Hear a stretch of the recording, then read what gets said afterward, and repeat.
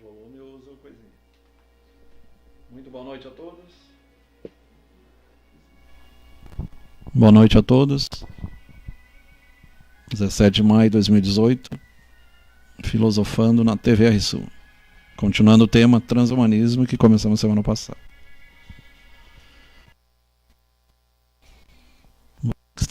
Diretamente aparece aí uma seção do cérebro humano, mostrando a área nobre, que é a parte frontal.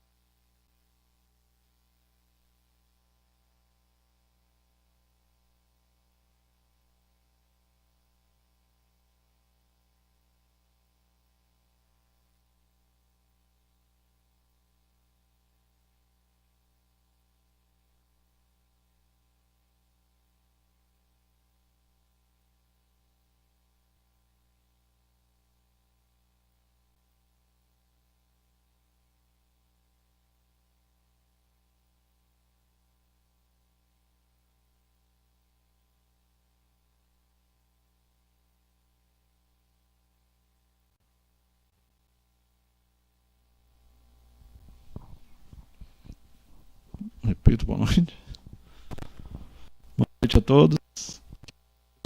17 de 2018, continuando o tema no Filosofando Transhumanismo.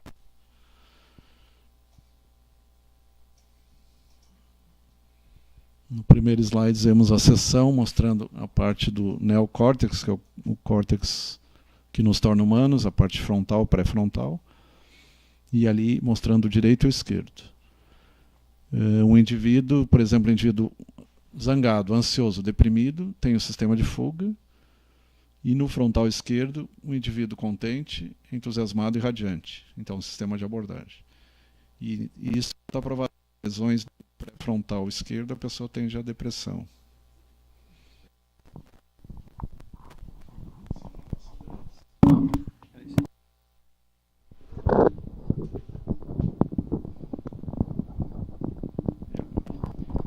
Um momentinho enquanto o Flávio... Ele...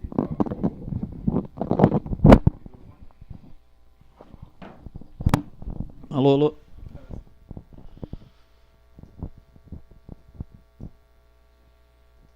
Então, o pré-frontal esquerdo, aí passamos para a ínsula. A ínsula, em latim, é ilha. Então, a zona ali entre o pré-frontal, entre o temporal, que é essa parte da audição, junto aos ouvidos, e o parietal, que é mais acima. Ela é responsável pela energização, pela empatia, compaixão, felicidade e bondade.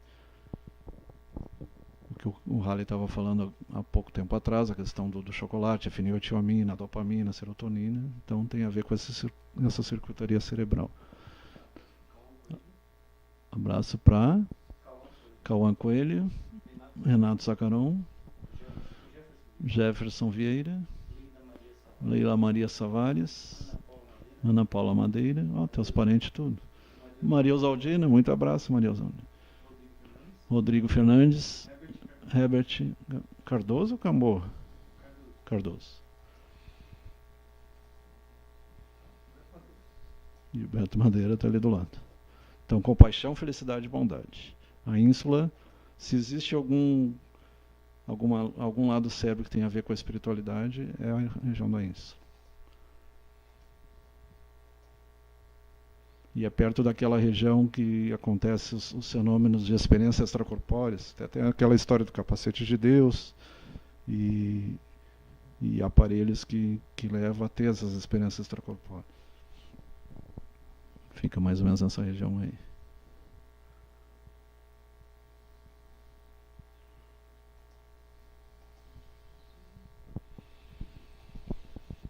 O sistema límbico é a parte das emoções, o circuito de Papez, lá desde 1950, o cérebro emocional ou mamífero. E o pré-frontal já seria humano. também chamado cérebro visceral, 1949, 1962, Paul MacLean, 1937, é bem mais antigo, James Papez, anatomista. Na década de 70, emoções são resultantes de múltiplos sistemas do cérebro do corpo. Tálamo, hipotálamo, hipófise, amígdalas, pegando todo aquele sistema lá. Mesocortical. Meso é o intermediário.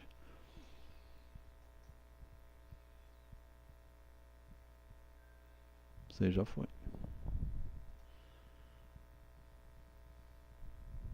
A parte ponte bulba é responsável pela parte da circulação, da respiração e ali a parte das emoções propriamente ditas. E agora vamos entrar direto no transhumanismo. Isso aí é só para lembrar que o Descartes já estudava a pineal, já estudava o cérebro. A aurora dos ciborgues. Então o ciborgue é aquele meio humano, meio máquina. E cada vez vai ser mais o quanto de humano e o quanto de máquina. Tata Dandolini, Sugaropaba Alex Garcia, Fabiano Salvan, Lígio Fretes, Emilaine Ferrari Tibinkowski. É a filha da Tibinkowski, deve ser. Lá pelos anos de 2030, nós nos tornaremos mais seres não biológicos do que biológicos. Essa seria uma previsão de Ray Kurzweil, é um dos futuristas. Tem uns 2, 3 futuristas aí que estão estudando, querendo levar a vida orgânica até os 140, 150 anos. Nós temos apenas pessoas... tá lá em cima. Dualismo e materialismo. Então, dualismo seria a mente e a matéria, e o materialismo seria mais a matéria propriamente dita. Se bem que a gente sabe que matéria é energia condensada, né? No fundo, tudo é energia. Então, nós teremos apenas pessoas que assumirão que nós somos descendentes dos macacos. Todo mundo também fala e agradece por isso, por eles serem descendentes dos deuses. Marshall Salins. Marshall Salins. Então tem algumas teorias, teoria dos astronautas antigos, que houveram experiências genéticas, cruzamento de macacos com extraterrestres. É uma teoria, oficialmente não é aceita, mas existem especulações a respeito. E é interessante que o Gênesis está no plural, façamos o homem nossa imagem e semelhança. Então nós seríamos criações secundárias e não primárias. Wilson Schambeck, muito boa noite. Maria Aparecida Vitorassi. E estrelinha, quem é que está mandando ali? Meditação versus matéria. Não, mente versus matéria. Na verdade, é mente e corpo, né? Não tem como separar. Somente seria só o lado espiritual e só a matéria seria o corpo. Mas o corpo não sobrevive sem o espírito e um depende do outro.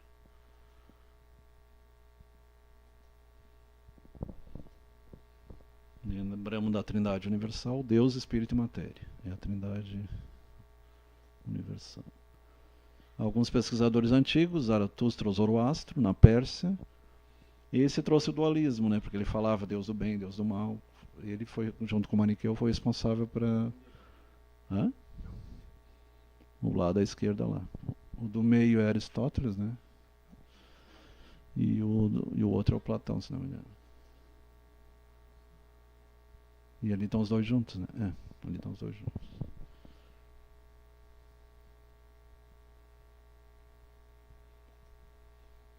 E o grande divisor de águas, que é o Mestre Jesus, né? Dividiu a história entre antes e depois dele. O único ser, foi a maior consciência que passou pela face da Terra. Tem uma história interessante até. O Chico Xavier e que ele queria conhecer um pouco da questão astronômica.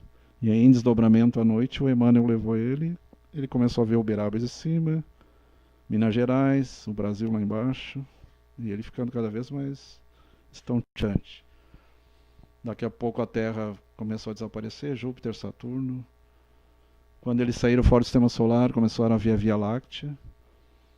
Aí o Emmanuel diz para ele, Deus está bem distante disso. E essa região, quem controla tudo é o Cristo, é Jesus. Não só o planeta, mas a galáxia inteira. Então a gente vê quão pequeno a gente é e a gente tem que ter humildade. E ainda bem que tem um cordão de prata para voltar, né? Porque se cortar o cordão de prata, é a morte. E aí o Chico se apavorou e voltou. Quero voltar para minha cama. Cogito ergo sum, penso logo existo. Só que tem seres que não pensam e existem, né? O que tu ia comentar?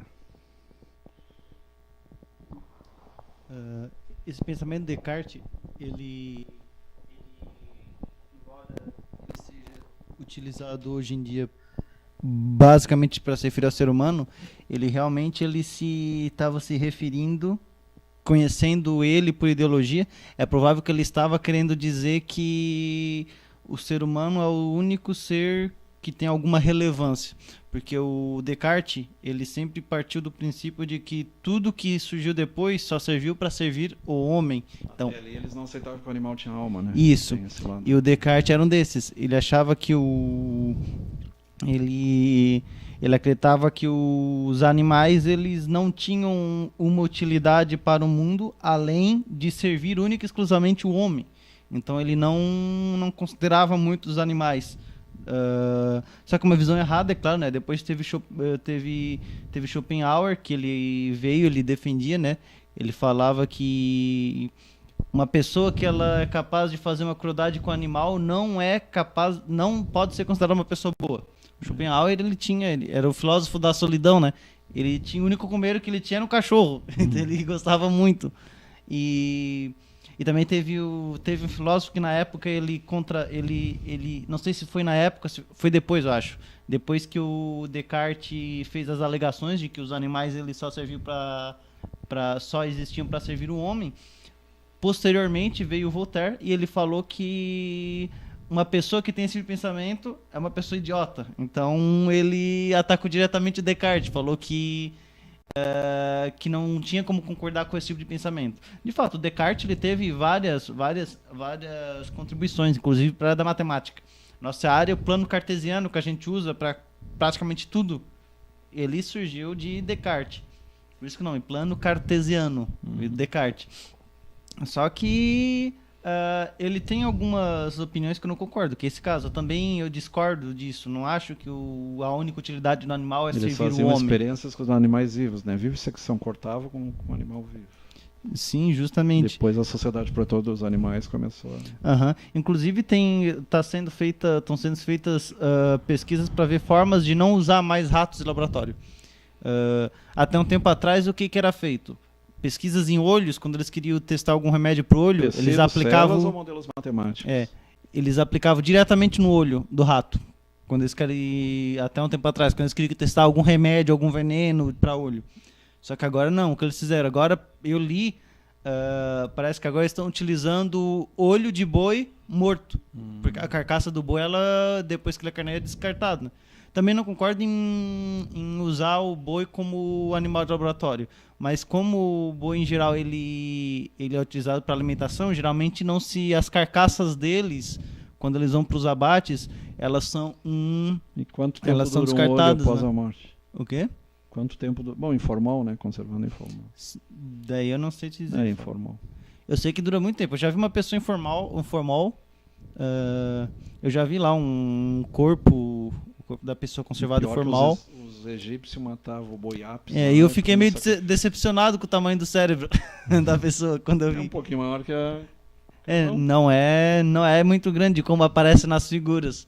E eu fico impressionado com o cérebro do gato e do cachorro. Tão pequenininho e o bicho tão inteligente. Gato, muita gente acha que não é um animal inteligente, mas o gato é tão inteligente quanto o cachorro. Só que o gato ele é um animal mais independente. A gente diz que o cachorro é inteligente porque ele é muito sociável com a gente. O gato não é muito inteligente, ele não responde às nossas emoções. Ele morre para defender o dono, nesse ponto ele é altruísta. O gato pega e dá no pé. É mais esperto. Pior que não, tá. Eu já vi casos de a pessoa... Inclusive tem um vídeo no YouTube, o cara ele fez um teste com a namorada dele O que ela fez? Ele falou, não, é o seguinte, tu vai me bater aqui, vai começar a me dar batida e eu vou começar a reclamar, chamar pelo gato. E de fato, ela começou a bater no cara e ele começou a resmungar, fingir que tava doendo. O gato foi lá e ele avançou na mulher. Ele avançou e deu mordida. Ela disse que ela ficou com uma marca. Eu achei que tu ia falar aquela do porta-mala, que as mulheres não gostam. Não. Tô falando Sabe nem aquela sei história, essa, né? nem sei essa história também. Não, o teu cachorro pode ficar no porta-mala, ele sai, vai te lamber, vai te fazer festa, agora tranca a tua mulher dentro do porta-mala. Voltando ali na questão do gato, isso quebrou um pouco a ideia de que o gato ele não se importa com o dono, ele se importa. Se importa. Ele se importa. Então ele tem eu chego sentimento 5 horas em casa, 5h10, ele já está esperando na... Sim. Muitas vezes é que as pessoas elas não isso talvez não pareça tão claro da parte do gato como é da parte do cachorro. Porque o cachorro ele já vem todo alegre, feliz. Mas como é que o gato faz para recepcionar a pessoa? Ele também tá alegre, tá feliz. Só que ele não chega pulando. Ele fica te esperando. Pode ver. O cachorro é bem mais poderoso também. E outra, o gato ele fica te esperando. Quando tá chegando, ele ouve o teu passo, ele já sabe que é tu. Ele fica na porta te esperando. Quando tu chega e o gato tá miando, ele não tá pedindo comida, ele tá cumprimentando a pessoa. Muita gente acha, quer comer já. Mas não é. Ele tá cumprimentando a pessoa. Faz parte da forma. Ele quer dizer que ele tá feliz em ver a pessoa que chegou. É o olá dele. Bom dia, boa tarde.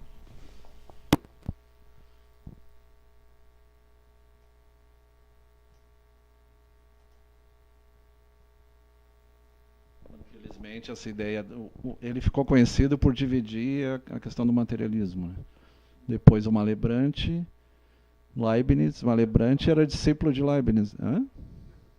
Leibniz já foi falado.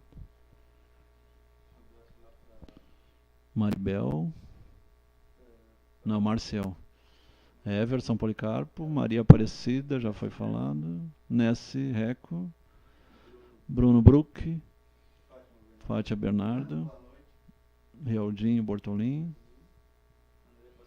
Tem que marcar uma gaita com o Realdinho. Matheus Junks. Não, Júnior. Marcel Lilian Scheffer. Márcia Rich. Renata Gabriel, Eliseu Rosa e Rogério Rita. O Leibniz ele era careca desde novo, né? E o Malebrante era careca também. Ali mostra os materialistas e os dualistas. Materialista, o segundo é o Karl Marx, do Capital. O primeiro, sabe quem é o primeiro? O de baixo é o Denis Diderot, se não me engano. Esse outro ali também não lembro. E a direita dualista, Descartes, Malebrante, Leibniz, e esse outro de óculos também não sei quem é. Ali deveria ter o nome embaixo. Né? A morte do dualismo. A física quântica acabou com o dualismo. A célebre experiência da dupla fenda, que a luz tanto é onda quanto partícula, depende do observador e do experimentador. Acabou com a dualidade, acabou com o dualismo.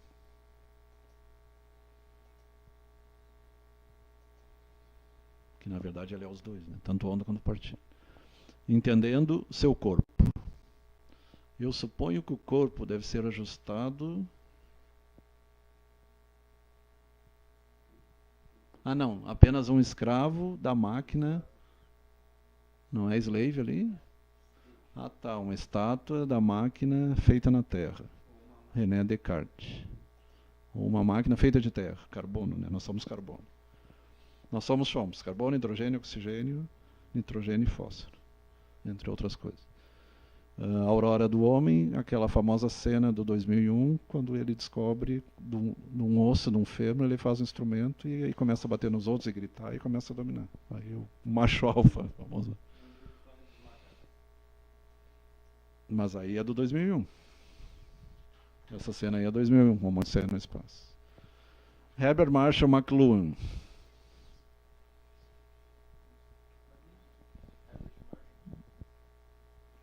Não, ali é só a foto dele. Não lembro muita coisa dele. É um filósofo.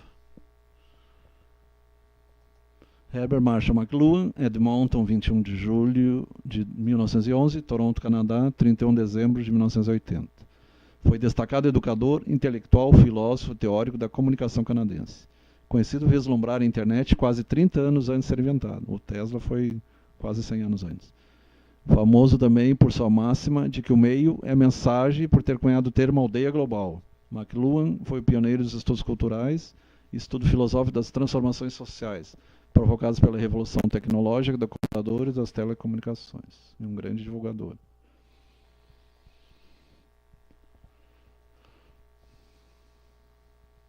Você já foi. Ali mostra o ciborgue, o homem biônico. Hoje ele está bem velhinho, né? Ah? É o que faz o papel dele? Eu não sei quem é o ator.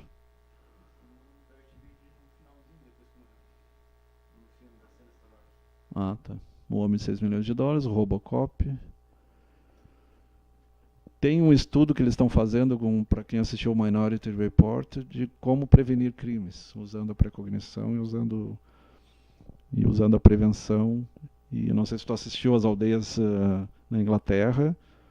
Eles jogam dominó, aí os caras têm todo... Não, nem parece que estão presos. E tem direito a visitar a família. Tem que tirar o chapéu o sistema. No Brasil é difícil, até foram algum pessoal para lá, mas é difícil implantar aqui. E alguns políticos têm privilégio e o povo já fala, imagina se vai para privilégio. Mas todo mundo deveria ter os mesmos direitos, né?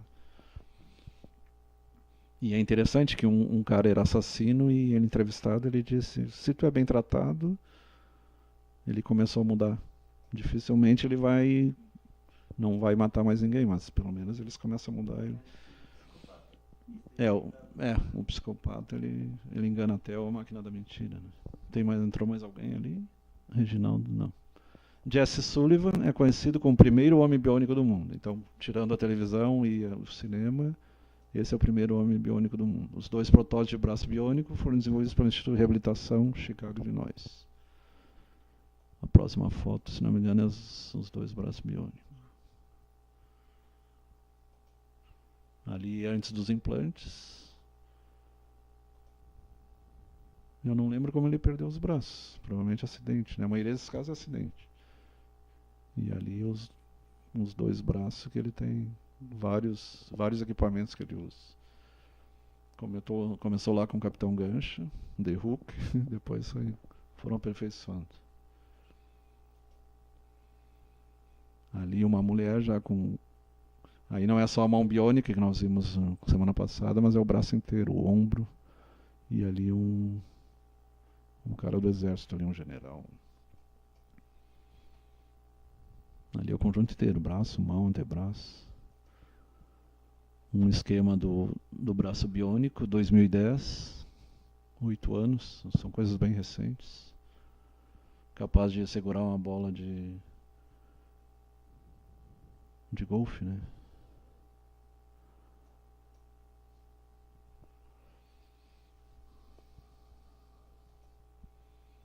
A questão do olho, tem vários dispositivos. Eu não sei como é que está aquela questão do óculos, mas o óculos conectando e possibilitando visão virtual.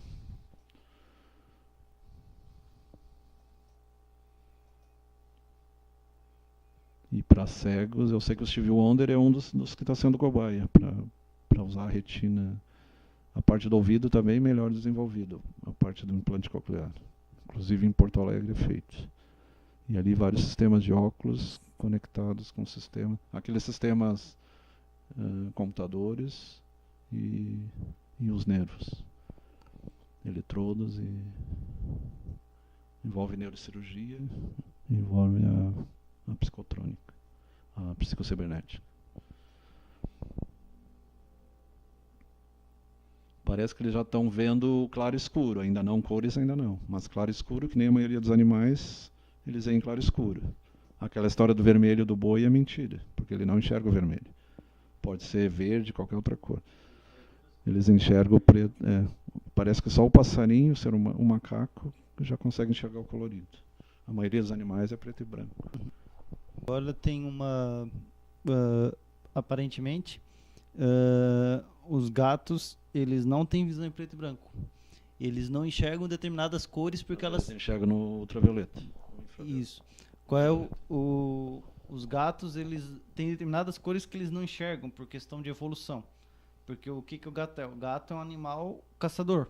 Então, da natureza do gato, ele se esgueirava por regiões que tinha muito pasto, muito mato, para caçar suas presas. O verde ele enxerga, então. O verde ele não enxerga, justamente por isso.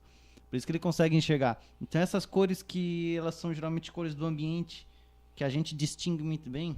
Ele vê a presa e não vê o... Interessante. Então o gato, ele algumas pesquisas elas apontam que ele enxerga cores. Ele não tem a visão em preto e branco, como até então acreditava-se, mas tem muitas cores que ele não enxerga por questão da natureza dele mesmo, por questão evolutiva, que é o verde, por exemplo, entre outras. Cores que, caso ele fosse um caçador, viesse atrapalhar ele. Uhum.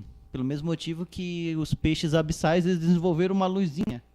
Alguns peixes abissais eles desenvolveram uma luzinha aqui para eles poderem chegar lá nas regiões mais inóspitas do fundo do mar. Lembrando que a retina ela tem os cones, são responsáveis pela percepção da cor, que a maioria dos animais não tem, e os bastonetes para ver o claro e o escuro. São 2 tipos de células da retina. E, na verdade, quem vê é o cérebro occipital, lá de trás, através de fórmulas matemáticas Na verdade, é a psique, né? Mas a gente fala do cérebro, que é um intermediário.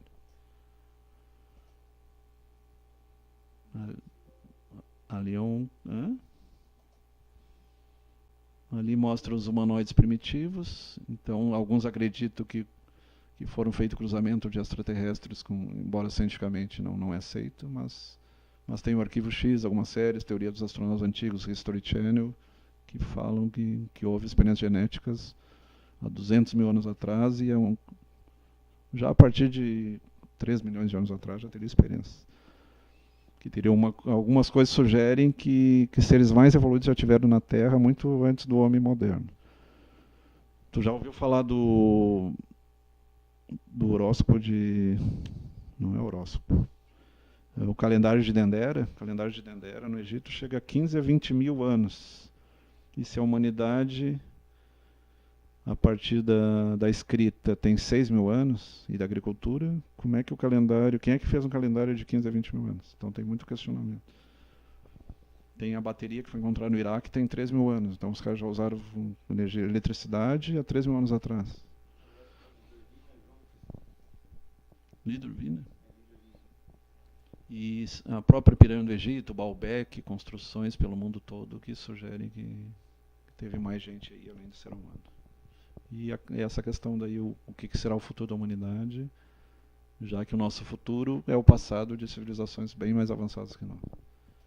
Que a gente chama extraterrestres, mas seriam ultraterrestres e interdimensionais também. E a gente questiona quem somos nós, né? Ali está em inglês, mas é quem somos nós. Até que ponto somos inteligentes? Um cara que fuma, que bebe, ou que usa droga, ou faz guerra, ou está numa camisa de força.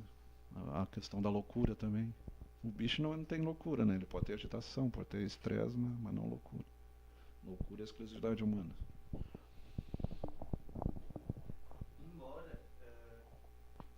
Tem algumas pesquisas que elas apontam que alguns animais, quando eles chegam na idade avançada, eles começam a apresentar casos de demência. Novamente o caso do gato, por exemplo. O gato, quando ele fica um pouco mais velho, ele começa a fazer umas coisas meio estranhas. Às vezes ele morde... é vascular, por arteriosclerose. Às vezes ele morde uma pessoa que ele, em geral, ele não morderia, mas depois ele já está pedindo carinho, porque num momento, sei lá, deu algum lapso nele e não reconheceu a pessoa. São casos de demência, né? Quando o animal ele chega numa idade mais avançada. O gato e o cachorro, eles estão sobrevivendo 30 anos, 20. Antigamente, dificilmente passavam de 15, 16, já estão sobrevivendo bastante. Ali, interconectando com o cérebro, tem aquele cara que pôs uma antena para... Ele tinha aquele problema de distinguir cores. Daltonismo, não lembro o nome agora. Ele confundia laranja com azul, fazia confusão de... É a hemianopsia. Hemianopsia, se não me engano. Então ele usava aquela antena E ali também o outro com vários aparelhos conectando os hemisférios frontais ali, direito e esquerdo. Rosolina, Alcir Caetano, Rosalina Schaeffer. Ali mostra um inseto e mostra um inseto, os micro-robôs, né? Insetos de nanotecnologia.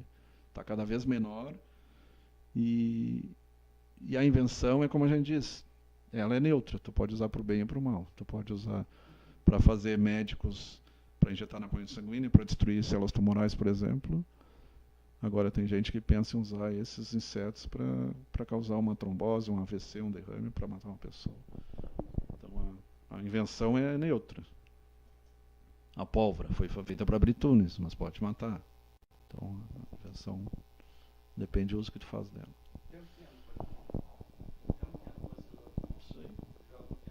A faca tanto faz comida quanto mata, né?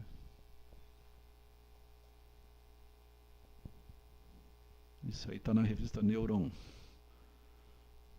Essa aí acabou. Nós temos uma terra... nós viemos à Terra para ajudar os outros. E o que os outros têm para você? Não tem nenhuma ideia. Fechou ou tem mais alguma coisa? Então por hoje era isso. Então tu não salvou aquele outro? Ou ficou para... tá. Tá. Tem um terceiro programa. Então. E, se não me engano, é parte da genética, parte... E outro assunto interessante que depois ele vai separar é a questão do Tesla e da Sociedade Tesla de Brasília. Tá. Tem muita coisa interessante. Então continuamos transhumanismo na próxima semana. Boa noite a todos.